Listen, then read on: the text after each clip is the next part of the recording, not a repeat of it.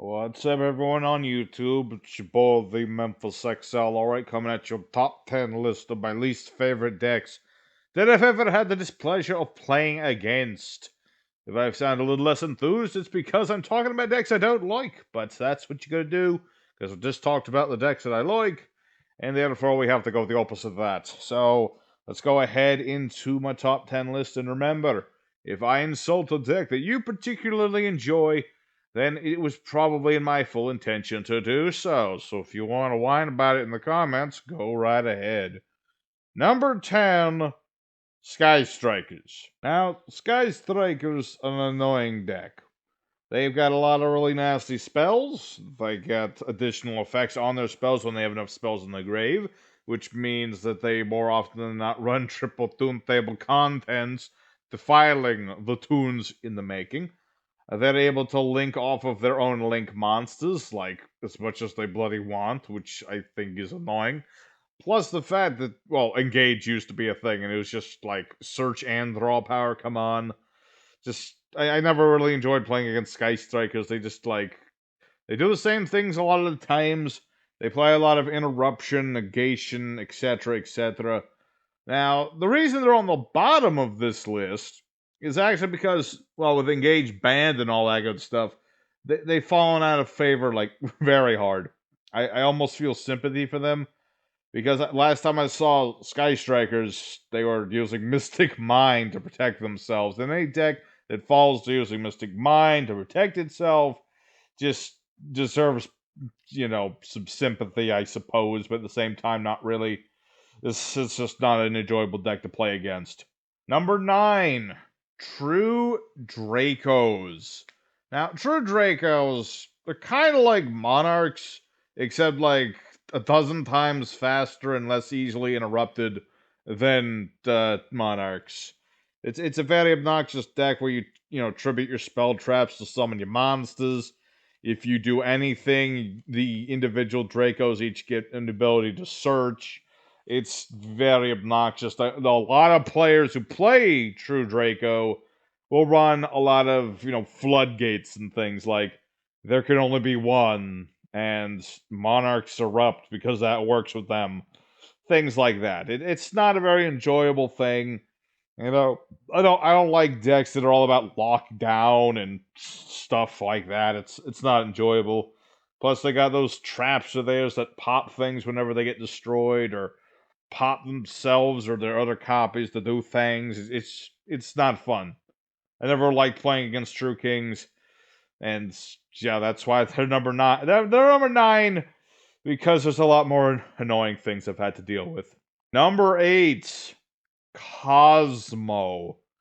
My buddy Shimada was probably giddy because I've said that, because that's one of the few decks that he actually knows how to play. So, Cosmo is a very old deck with a very obnoxious, array of effects. Not only do they have quick effects on the little monsters to summon out the big monsters, the monsters that are big cannot be targeted, and if they die, they summon out more monsters from the deck. Add to it the fact that their bigger monsters all have negations put in them, and for whatever reason, they have an old trap of theirs, Cosmojo, that is non-targeted banishment, which plays into their strategy because you have to blow up your own stuff in order to use it. It's just a very annoying array of effects, which I feel like if any of one of those effects was not a part of Cosmos, they wouldn't be as good. Like, if the pilots weren't quick effects, Cosmos would not be that good. If the big monsters didn't float, they would not be that good. If they didn't have targeted protection, they wouldn't be that good. So it's just perfect storm that Cosmos got that made them just really painfully annoying. It's mostly because, like, a lot of older archetypes have a lot of targeted stuff to them, and thus it's because Cosmos can't be targeted that I really don't like them. It's because older archetypes can't do much to them, and so you gotta play a lot of, like, mass destruction or non-targeted destruction or non-targeted removal in order to deal with Cosmos. So I just don't really care for that. So that's why I put them at number 8. Number 7, Trollarc.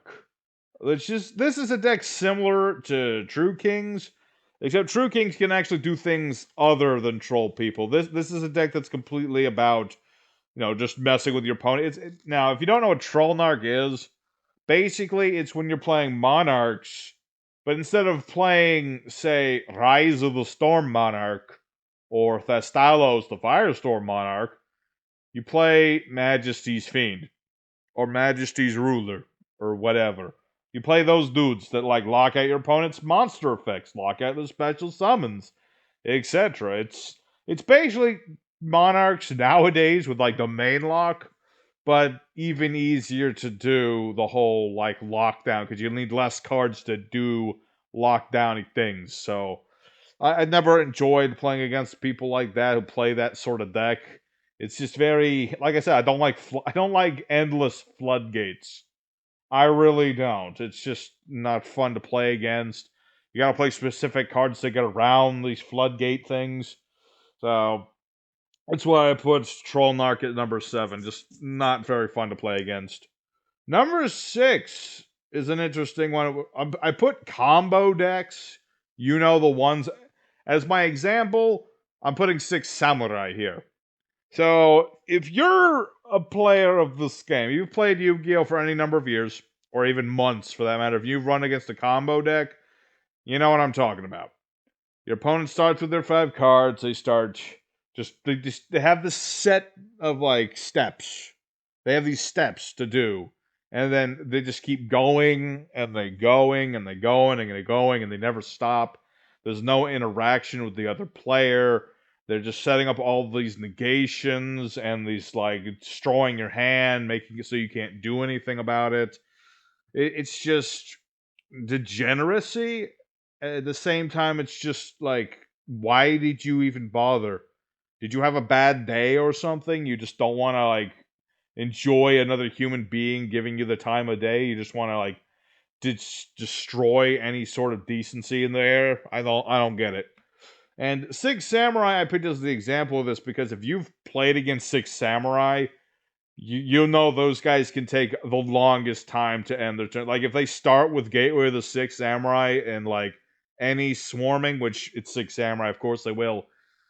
I've sat through legitimate like 25-minute turns of Six Samurai, not because I had anything to go up, stop the Six Samurai play. I was doing like casual stuff at the time, but I just wanted to see where it was going.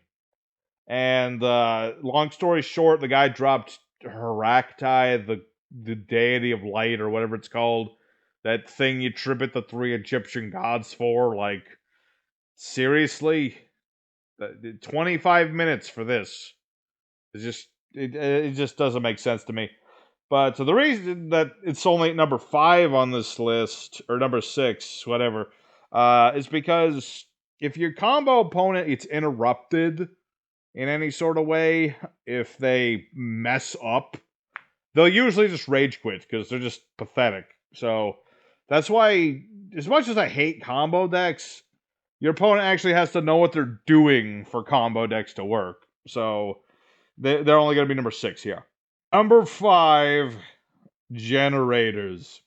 I do not like generators that much. It's a very annoying deck. It just really is. Like, it's a deck that's completely reliant on a field spell. The field spell, it summons out just whatever monster you want of the generator variety. More often than not, it's the, what's his name? Hor. I think his name is Hor, or however you want to pronounce that. And then you get a bunch of tokens, and then Hor lets you negate whatever. And if your opponent would or what is it, like, they add a card to their hand, your opponent's got to get rid of a card in their hand. So, I don't know. On top of that, generators, they're all level 9s. They can shit out, true King Calamitous, just no problem whatsoever. And, oh yeah, they have that continuous trap that makes it so you can't even Ash Blossom your opponent's field spell. You try to Ash Blossom the generator field, and they got that continuous trap. It don't work.